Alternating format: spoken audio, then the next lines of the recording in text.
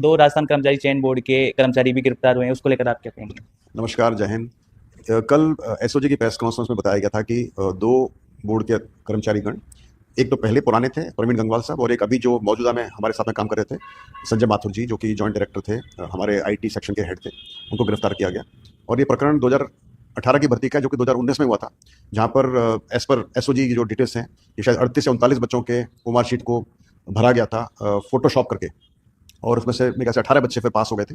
और इसके अंदर जो एजेंसी थी रारब या प्रारब लिमिटेड, जो कि दिल्ली की एजेंसी है, आउटसोर्स एजेंसी थी, उसका इन्वॉल्वमेंट था, और ये जो हमारे दो कर्मचारी थे उनका इन्वॉल्वमेंट था, और वो भी गिरफ्तार हो चुके हैं। और मुझे बहुत खुशी है कि इस पूरे प्रकरण को, जो कि इतना पुराना है, फाइनली वो हमारे टाइम पर सरफेस हुआ और हमारे टाइम पर उसका निस्तारण हुआ।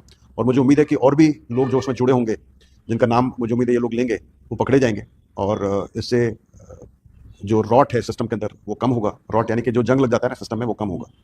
सर, वर्ष 2018 की भर्ती थी, लेकिन अभी अभ्यर्थियों में कहीं न कहीं पीड़ा है कि क्या इस समय भी ऐसी घटनाएँ होती है? उसको लेकर क्या मैसेज देंगे अभ्यर्थियों को?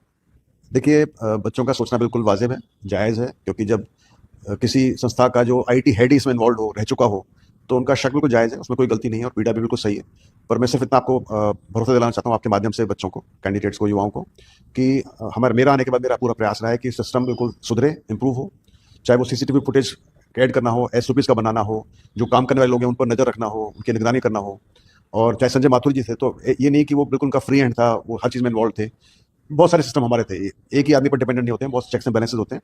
तो जो मेरा समझ है, जितने मेरी समझ और जितना मेरा सोच है, जितना मुझे पता है, उस हिसाब से मेरे टाइम पे जो भर्तियां हुई हैं 2024 जनवरी से लेकर अभी तक, उनमें ऐसा कोई भी ना तो मुझे नॉलेज में आया है, ना ऐसा कुछ मुझे शक है कि कहीं पर उमाशीट बदली गई है, क्योंकि बदल करने का कोई संभावना नहीं है। हमने काफ़ी सिस्टम चेंज कर दिए थे, और सारी एजेंसी वगैरह भी चेंज हो गई थी, और सब कुछ नीट एंड क्लीन हुआ है।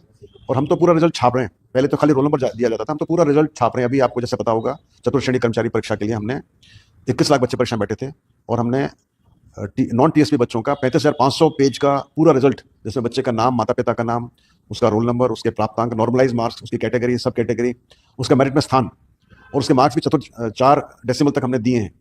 तो हमारा ये भरोसा है हमारे ऊपर, और हमने ये जो डॉक्यूमेंट है ये बच्चों को भिजवा दिया, ये व्हाट्सएप कर दिया बच्चों को, उनको टेलीग्राम ग्रुप पे चला गया लाखों बच्चों के पास में, और टीएसपी बच्चों का 3,500 का डॉक्यूमेंट हमने सबको शेयर कर दिया। तो ये हमको भरोसा है हमारे ऊपर। ये 10,000 उमार शीट बदली करने का जो कई लोग आरोप लगा रहे हैं, यदि वो सच है, तो मुझे उम्मीद है कि अभी 21 लाख बच्चों के पास ये डॉक्यूमेंट अवेलेबल है, 21 लाख बच्चे इसको पढ़ सकते हैं, और कम से कम 4 नाम तो बता सकते हैं। इन 21 लाख बच्चों में से किसी भी 4 नाम जो है हमको शक लगता है कि इनकी उमार शीट बदली गई है। वैसे हमारा और भी प्रयास है, बहुत ही शीघ्र हम, यदि हमारा संभव हो पाए, ये जो मैं प्रयास कर रहा हूँ, तो बहुत ही शीघ्र हम ये सभी बच्चे जो 1.5 लाख बच्चे के आसपास, 1.25 लाख 1.5 लाख के बच्चे जो कि कट ऑफ में, दोगुना कट ऑफ में है, उनके ओमार शीट हम पब्लिश कर देंगे वेबसाइट के ऊपर, और उनको सभी देख पाएंगे, सिर्फ वो अपना खुद की ओमार शीट नहीं। हमारा प्रयास है कि सभी बच्चे सबकी ओमार शीट देख पाएं और डाउनलोड कर सकें। फिर उम्मीद करूंगा मैं उन 21 लाख बच्चों से कि कम से कम वो 10,000 जो बच्चे कह रहे हैं जिन्होंने फर्जी ओमार शीट भरी है, उसमें 10 नाम तो बताएं। फिर भी इस अभी 10 बच्चे हैं जो कि फर्जी हैं, जो हमेशा पिछली परीक्षाओं के अंदर 0 नंबर लेकर आते थे, अब अचानक हुए ना, सिलेक्ट हो गए, पास हो गए, और टॉप रैंक लेकर आ रहे हैं। तो मुझे उम्मीद है ये जन भागीदारी की आवश्यकता है।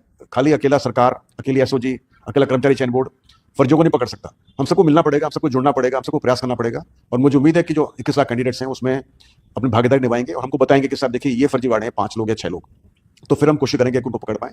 और जैसे बोले 10,000 लोग फर्जीवाड़े हैं, तो फिर नेचुरली मुझे इस्तीफा दे देना चाहिए और अपनी राह पकड़ लेनी चाहिए।